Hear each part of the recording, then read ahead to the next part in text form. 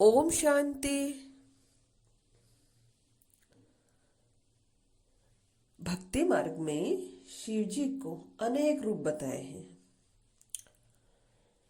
जिसमें से एक रूप मछुए बने हुए हैं। तो उसका रहस्य समझते हैं आज इस कहानी में। एक बार भगवान शिव कैलाश पर्वत पर वेदों का रहस्य पार्वती जी को समझाने लगे। पार्वती जी बड़े ही ध्यान से सुन रही थी, किंतु बीच बीच में ऊँगने भी लगती थी। जब बहुत प्रयत्न करने पर भी पार्वती जी अपने मन को एकाग्र न कर सकी, तो शिव जी को क्रोध आ गया। बोले, पार्वती, ये क्या हो रहा है? मैं तुम्हें इतना गूढ़ रहस्य समझा रहा हूं और तुम हो कि नींद की झपकियां ले रही हो। तुमने तो तुम में तो इतनी ही बुद्धि नहीं जितनी किसी मछुए की स्त्री में। जाओ मृत्यु लोक में किसी मछुए की स्त्री के रूप में जन्म लो। शिव के श्राप से पार्वती उसी क्षण वहां से गायब हो गई। बाद में शिव को बहुत पछतावा हुआ। ये मैंने क्या किया? जिसका स्नेह मेरे लिए अगाध था, उसी का मैंने आवेश में आकर त्याग कर दिया। शिव की मनोदशा उनके परम सेवक नंदी से छिप न सकी। वह सोचने लगा, स्वामी बहुत बेचैन है माता पार्वती के बिना। जब तक माता लौटेगी नहीं, स्वामी को चैन नहीं पड़ेगा। उधर पार्वती मृत्युलोक में पहुंची और एक शिशु बालिका के रूप में पुनः वृक्ष के नीचे लेट गई। थोड़ी ही देर में पूर्वर कबीले के कुछ मछुए अपने सरदार के साथ वहां से गुजरे, तो उनकी नजर उस शिशु बालिका पर पड़ी। सरदार ने बालिका को उठाया और उसे भगवान का भेजा प्रसाद समझकर अपने घर ले आया। उसने बालिका का नाम रखा पार्वती। कुछ बड़ी हुई तो पार्वती अपने पिता के साथ मछली पकड़ने जाने लगी। बड़ी होकर उसने नाव चलाना भी सीख लिया। पार्वती अपूर्व सुंदर थी। कबीले के कितने ही युवक उसके रूप की प्रशंसा करते नहीं अगाते।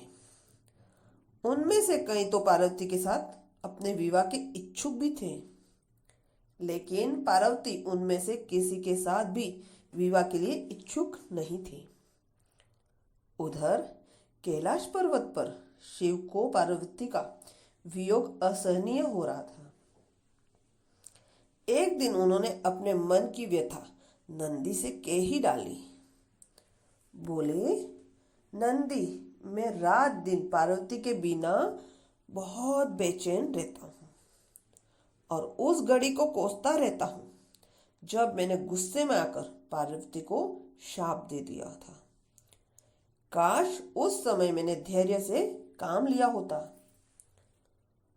स्वामी, तब आप पृथ्वी पर जाकर उन्हें ले क्यों नहीं आते? नंदी ने हाथ जोड़कर कहा। कैसे लाऊं नंदी? उसका विवाह तो किसी मछुए से होगा। शिव के मुंह से कराहसी निकली। शिव के मन में व्यथा जानकर नंदी विचार करने लगा कि मुझे कोई ऐसा जतन करना चाहिए जिससे स्वामी को मछुआ बनना पड़े। नंदी के एक बहुत बड़ी मछली का रूप धारण किया। नंदी ने एक बड़ी मछली का रूप धारण किया और उस तट की ओर चल पड़ा जिधर परवर कबीले के मछुआरे रहते थे। वहां पहुंचकर मछली बने नंदी को मछुआरों के बीच में आतंक फैला दिया। मछुआरे जल में अपने जाल डालते तो मछली उनके जाल को काट डालती। उनकी नाव पलट देती। मछली का आतंक जब ज्यादा ही बढ़ गया तो कबीले के मुखिया ने घोषणा की, जो भी आदमी इस मछली को पकड़ कर लाएगा उसी के साथ मैं अपनी बेटी का विवाह कर दूंगा। अनेक युवकों ने उस मछली को पकड़ने की कोशिश की लेकिन असफल रहे। असहाय होकर मछुआ सरदार के शिव की शरण ली। हे दया के सागर, हे शंकर कैलाशपति, हमें इस मछली से छुटकारा दिलाओ।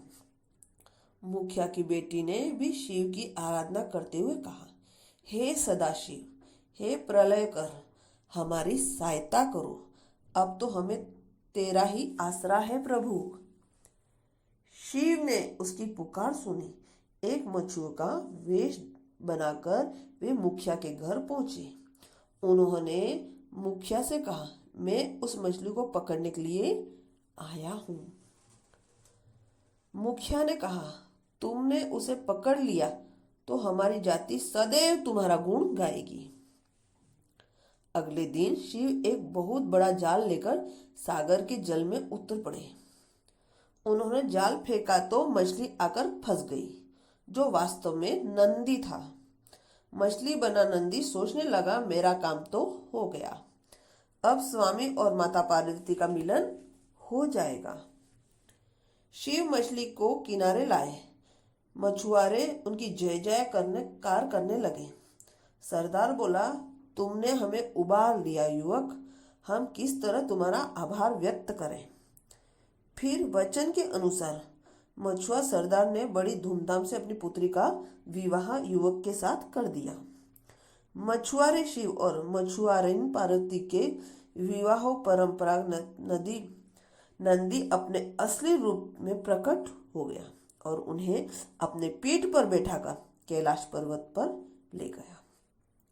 शिव की अतंद्वैता दूर हो गई और पार्वती शाप से मुक्त हो गई।